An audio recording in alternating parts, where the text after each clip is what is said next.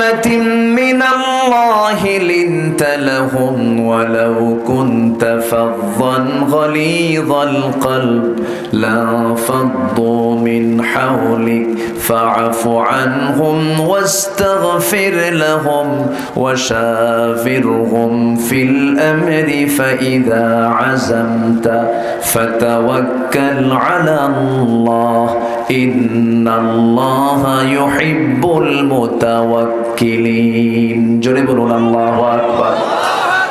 ভরসা করব আল্লাহর উপরে।